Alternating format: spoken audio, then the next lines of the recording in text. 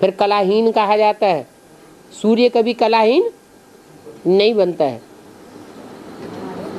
ऐसे ही ज्ञान सूर्य शिव जिसमें प्रवेश करता है वो कलाओं से भी परे चला जाता है। कलातीत कल्याण कल्पांतकारी कहा जाता है। सारे कल्प का अंत करने वाला वो कलाओं से भी ऊपर होना चाहिए, कलाओं को भी क्रॉस करने वाला। तो भक्ति मार्ग में तो लोग राम को त्रेता युग समझते हैं ना, ये थोड़ा ही समझते हैं कि सतयुग के आदि में वही राम वाली आत्मा थी।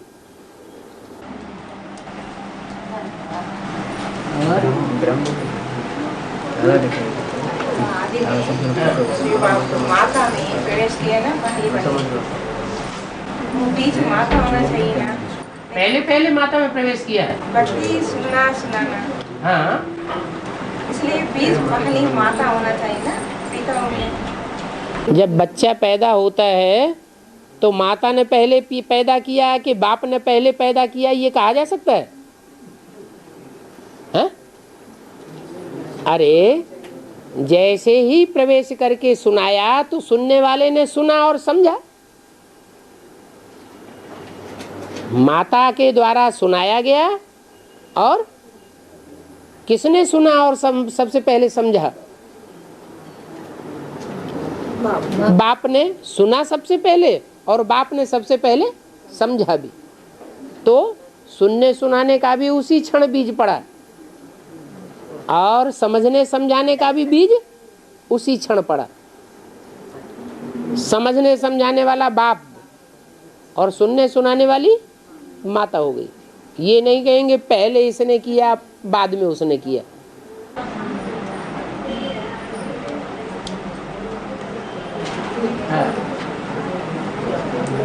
और इस शरीर से कौन देवता होंगी वो भी पूजा सकती है ना भक्ति मार्ग में जी।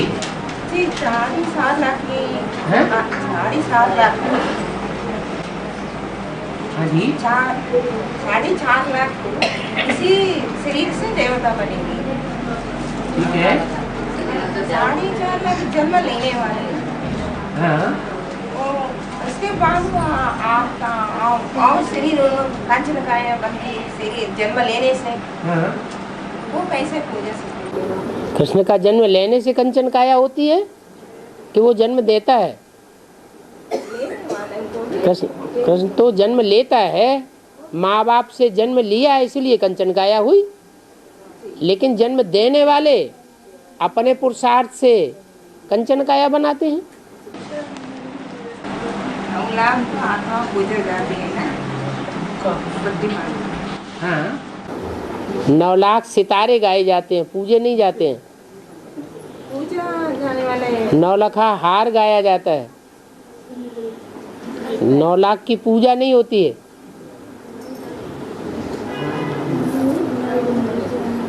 पूजनीय वो हैं जिनकी आत्मा भी इसी जन्म में पवित्र बनती है और आत्मा के साथ साथ शरीर भी इसी जन्म में पवित्र बनता है। 4.5 लाख की पूजा। उन 4.5 लाख में भी नंबरवार हैं। जब रुद्र यज्ञ रचते हैं तो 1,00,000 2 लाख शालिग्राम बनाते हैं, इससे जास्ती नहीं बना पाते। तो जरूर सूर्यवंशी होंगे, चंद्रवंशी होंगे, वो पूजनीय है। और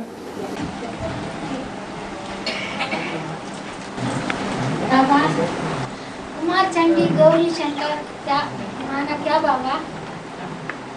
उमा चंडी गौरी शंकर। गौरी और शंकर माने पार्वती और शंकर। उमा वही पार्वती है जिसका नाम उमा है। चंडी इसलिए कही जाती है कि वो भी सहयोग देती है मनसा से, चंडिका देवी को। अगर उसको सहयोग न दे तो पुरानी दुनिया ध्वंस नहीं होगी। और नई दुनिया में फिर उसको कोई मानेगा नहीं, गौरी को। पुरानी दुनिया जब तक खलास न हो तब तक नई दुनिया की मान्यता नहीं होती है।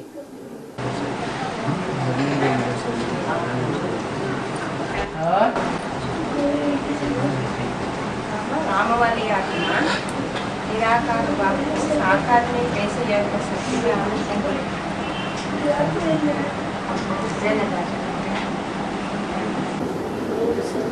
एक ही तो आत्मा है जिसके लिए संसार में गायन हुआ है, आत्मा सो परमात्मा। तो अपनी भ्रकुटी के मध्य में परमात्मा को याद करना सहज है या कठिन है? जैसे अपनी आत्मा ज्योति बिंदु, वैसे परमात्मा भी ज्योति बिंदु।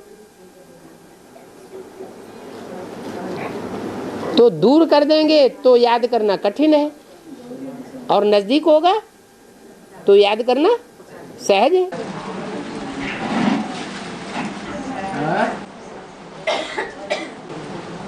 बाबा समय में राजस्थान गाँव का रावण का मंदिर मूर्ति बना दिया बाबा। कहाँ? राजस्थान में? गाँव। हाँ, कौन से गांव? मूर्ति बना दिया। रावण का मंदिर और रावण की मूर्ति बनाई। हाँ, फिर? हाँ बना दिया। हाँ, राजाओं का जो स्थान है उस राजाओं के स्थान में ही रावण की मूर्ति बनाई दी। तो रावण की विजय हो गई ना, है? रावण की मूर्ति बनाई तो मूर्ति क्या साबित करती है? मूर्ति साबित करती है कि कोई साकार में हुआ था। और कहाँ हुआ था? जो राजाओं का स्थान है वहीं रावण हुआ था।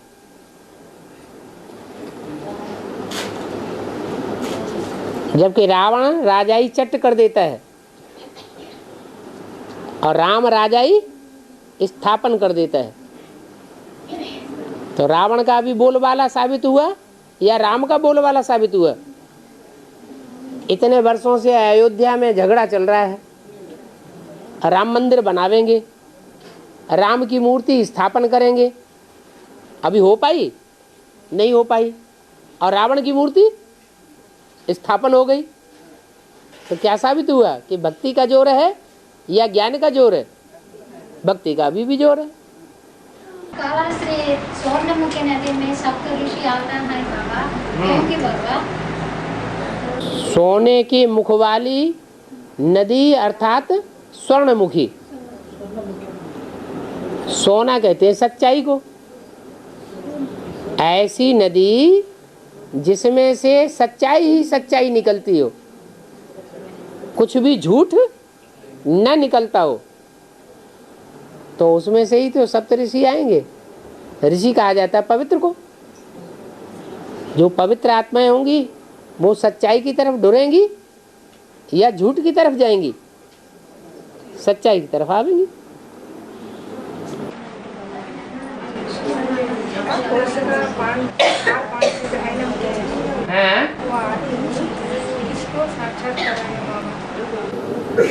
किसको साक्षात्कार कराया?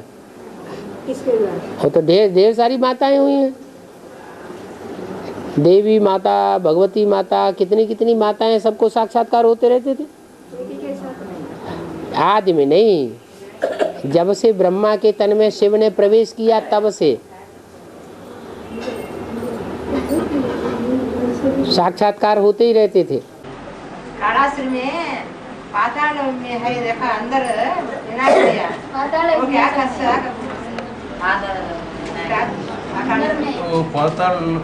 पाताल लोक विनायक है उधर। पाताल लोक में गणेश जी चले गए। हाँ, गणेश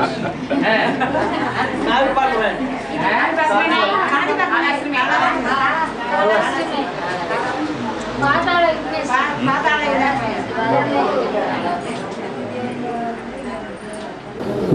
जब महाकाल संसार में प्रत्यक्ष होता है तो दुनिया का विनाश होता है या दुनिया रह जाती है?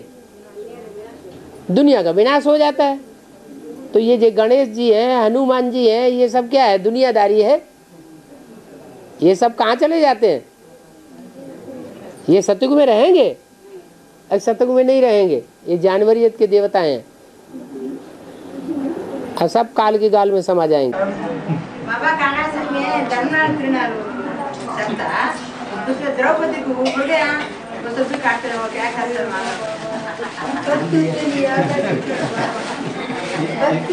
చెప్పండి మళ్ళీ చెప్పండి కాళాసులో ధర్మరాజు జరుగుతుంది కదా, ధర్మరాజు తిరునాళ్ళు ఎందుకు వస్తారు ద్రౌపదికి? అది ఎందువల్ల धर्मराज का तिरुनाल मेला लगता है। हाँ मेला लगता है। उधर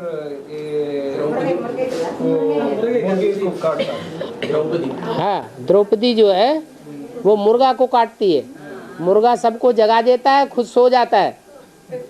तो ऐसे विदेशियों को द्रौपदी क्या करती है? जो ध्रुव पद पाने वाली है, वो ऐसे मुर्गों को जो दूसरों को जगा देते हैं, खुद सो जाते हैं। जैसे सन 76 में क्या हुआ? सन 76 में एडवांस पार्टी में विदेशी धर्म की बीज रूप आत्माएं निकली और उन्होंने बहुत से ब्राह्मणों को अज्ञान नींद से जगा दिया, दूसरों को जगा दिया कि बाप आया हुआ है, और खुद क्या किया? खुद सो गए। तो द्रौपदी फिर उसको उनको काट देती है। काटना माना आत्मा अलग कर देना और देहभान अलग कर देना। बोलो बोलो। हाँ 3 महीने आप नहीं आखिर 3 महीने बाबा 3 महीने हाँ 3 महीने तिरुपति नहीं आया। हाँ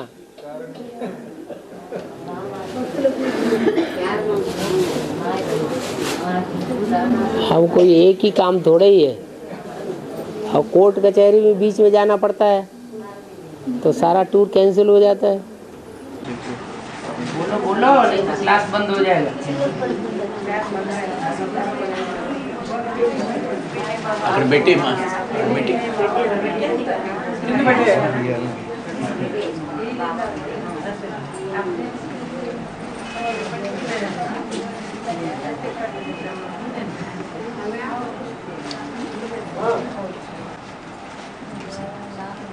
బాబా బాబా కైలాస్ పిక్చర్ లో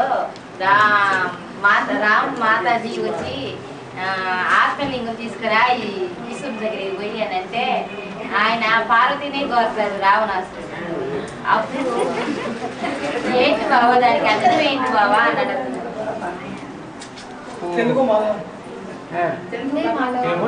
మళ్ళీ చెప్పండి. రావణాసుడు మాత అడుగుతుంది అనమాట. మాత అడుగుతుంది ఆత్మలింగం తీసుకురా అని అడుగుతుంది ఈశ్వరుడి దగ్గరికి. మాత అడుగుతుంది. అడిగితే అక్కడ ఆయన ఏం చేస్తాడంటే పార్వతిని కోరుతాడు. పార్వతిని కోరితే పార్వతి వస్తుంది. వెంట మాయగా ఇచ్చేసి అప్పుడు నారాయణ గురించి నారదుడు చెప్పాడంట. నారాయణుడు మళ్ళా నరజన్మ తీసుకుంటాడు. అందువల్ల ఇలాగ జరిగింది. రావణాసుని సంహరిస్తాడు రాముడి రూపంలో. కానీ రావణుడు ఎందుకు కోరాడు? ఆత్మలింగం అడగకుండా ఇలాగ పార్వతిని కోరాడు. రావణాసురుడు आत्मलिंग नहीं आत्मलिंग मेरे खाओ बोले तो वो पार्वती देव उनको माने करके बोलते हैं. आत्मलिंग मानना छोड़ के पार्वती को काहे को राजी पड़े.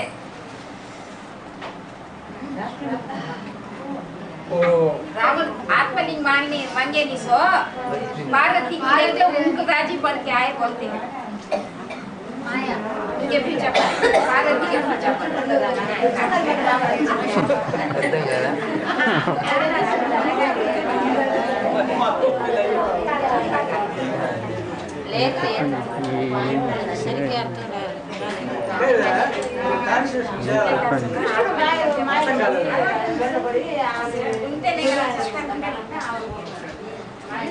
कालिका रूप आदि बाबा पार्वती देवी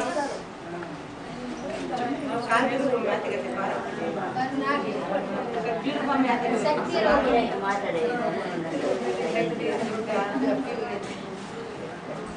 माताएं टीवी भी देखती रहती हैं और टीवी की बातें सारी पूछती बैठ करके। नहीं बाबा,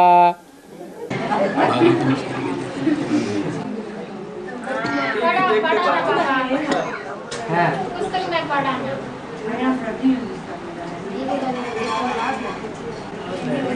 क्या पूछ रहे समझ नहीं आ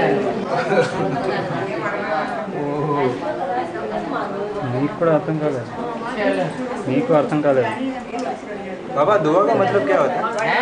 दुआ का क्या मतलब होता है? दोहा, दोहा माने दो लाइन की कविता। किसी का कुछ एक्सीडेंट हो जाता है बोलते हैं दुआ करो सब ठीक हो जाएगा करके बोलते हैं ना। दुआ, दोहा नहीं दुआ। हाँ, दुआ का मतलब है किसी के लिए अच्छा सोचना कि ये अच्छा हो जाए, ठीक हो जाए, बढ़िया हो जाए, इसको दुआ हो जाए।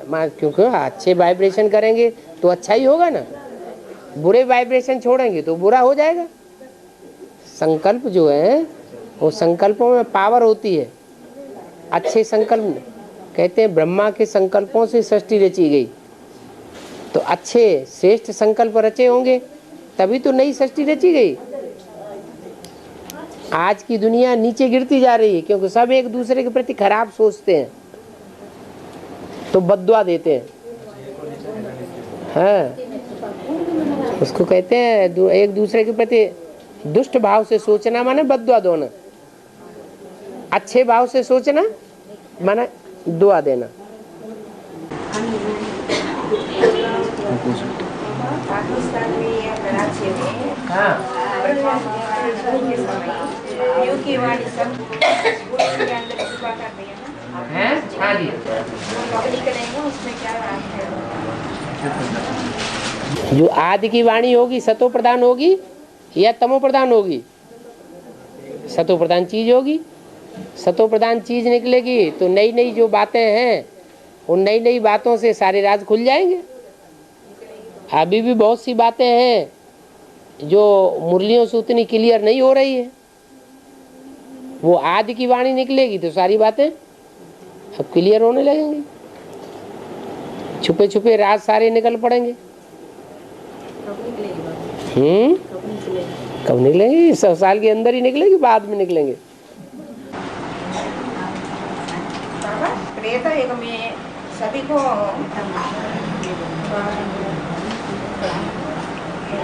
13 जन्म होगी बाबा।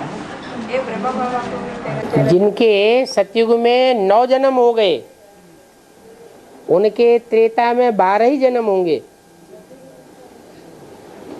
जिन्होंने अपनी कंचन काया यहाँ बना ली उनका एक जन्म बढ़ गया कि नहीं?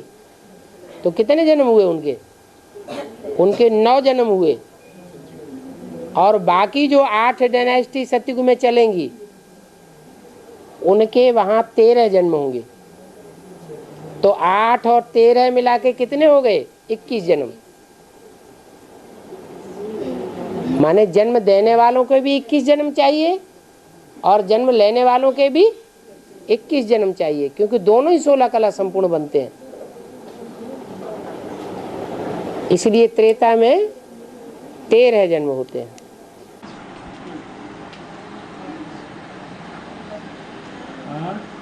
कुंभ मेला में एक ऐसा पत्थर है जो पानी में टिरता रहता है, उसका क्या मतलब हुआ? एक पत्थर, बड़ा पत्थर पानी में टिरता रहता है, पानी में वो तैरता रहता है। बोलते जैसे रामायण में बताया गया ना, जब राम आके लंका में जाने के लिए पत्थर फेंकते रहते हैं नदी में। मेले की बात थोड़ी ही है। नहीं, वो एक्चुअल वो पत्थर अभी बताया था, टीवी में बताया था, जो हकीकत में पानी में टिर रहा है पत्थर। वो कुछ पत्थर ऐसे होते हैं, वो एक ही पत्थर ऐसा जो उसके ऊपर राम लिखा हुआ है। कुछ पत्थर ऐसे होते हैं कि जिनमें पानी लगातार टक्कर खाता रहता